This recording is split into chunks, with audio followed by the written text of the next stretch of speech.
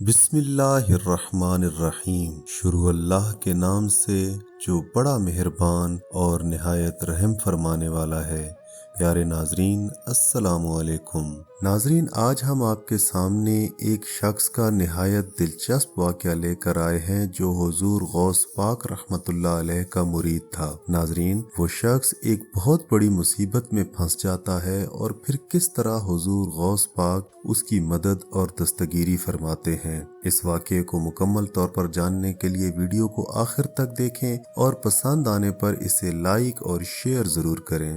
ناظرین، مشہور تاریخی شہر بلخ میں ایک بہت بڑا دینی مدرسہ تھا جس میں ہزاروں طالب علم دور دور سے دین کی تعلیم حاصل کرنے آیا کرتے تھے۔ اس مدرسہ میں پڑھ کر جانے والے طالب علموں کو بڑی عزت کی نگاہ سے دیکھا جاتا تھا۔ اسی مدرسہ میں حضور غوث پاک رحمۃ اللہ علیہ کا ایک مرید بھی زیر تعلیم تھا۔ وہ بہت دل لگا کر پڑھائی کیا کرتا تھا، مگر اس کی زندگی کا ایک پوشیدہ راز بھی تھا، اور وہ راز یہ تھا کہ وہ مرید مدرسہ سے سبق پڑھنے کے بعد اس علاقے سے دور ایک ویرانے میں ایک درخت کے سائے میں جا کر بیٹھ جایا کرتا تھا اور جی بھر کر ذکر و اذکار کیا کرتا تھا۔ وہ دنیا سے الگ تھلگ ہو کر اپنے پیران پیر حضور شیخ عبد القادر جیلانی رحمۃ اللہ علیہ سے اپنی کامیابی کی دعائیں کیا کرتا تھا۔ پیارے ناظرین، اس درخت جس کے سائے میں وہ درویش طالب علم اکثر بیٹھا کرتا تھا، اس سے کچھ فاصلے پر ایک مغرور امیر آدمی کا رہائشی مکان تھا۔ وہ مغرور آدمی اکثر اس طالب علم کو اس طرح بیٹھا دیکھ کر ناراضگی کا اظہار کیا کرتا تھا اور دل ہی دل میں کڑتا رہتا تھا۔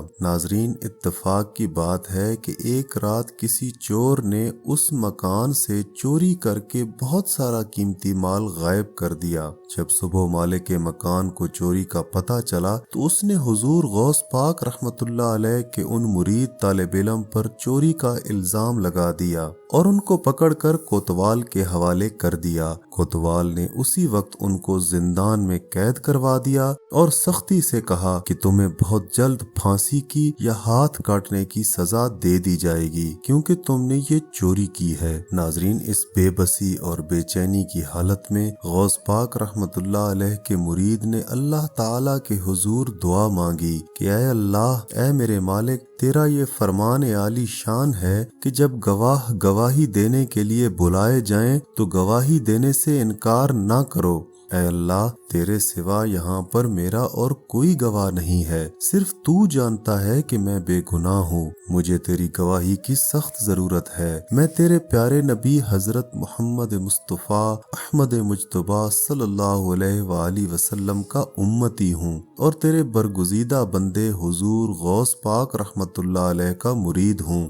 اے میرے مالک، میری دستگیری فرما، میری مدد فرما۔ پیارے ناظرین، اس مرید غوث پاک کا یہ فرمانا تھا کہ اچانک اسی وقت ایک شخص چیختا چلاتا ہوا دوڑ کر زندان کی طرف آیا اور آتے ہی چیخ چیخ کر کہنے لگا، بخدا اس طالب علم کو چھوڑ دو، یہ چور نہیں ہے، میں نے چوری کی ہے، میں چور ہوں، میں اپنا جرم قبول کرتا ہوں، اس بے گناہ کو سزا مت دو، میں سزا کا حقدار ہوں، مجھے سزا دو۔ ناظرین، کوتوال یہ بات سن کر بہت حیران ہو گیا۔ کوتوال نے غوث پاک رحمۃ اللہ علیہ کے مرید طالب علم کو چھوڑ دیا اور پھر حیرانی کے عالم میں چور سے پوچھا کہ تم نے کس وجہ سے اپنے جرم کا اقرار کیا ہے اور یوں چیختے ہوئے یہاں آ گئے ہو؟ وہ کہنے لگا، ابھی تھوڑی دیر پہلے کی بات ہے، میں اپنے گھر میں بیٹھا تھا اور چوری والا مال گن رہا تھا کہ میرے کانوں میں انتہائی غضبناک آواز آئی کہ اے بدبخت انسان، ابھی زندان میں جاؤ اور میرے ایک مظلوم بندے کو فوراً رہا کرواؤ، وہ بے گناہ ہے، چوری تم نے کی ہے اور سزا اسے مل رہی ہے، ابھی جاؤ اور چوری کا مال واپس کر دو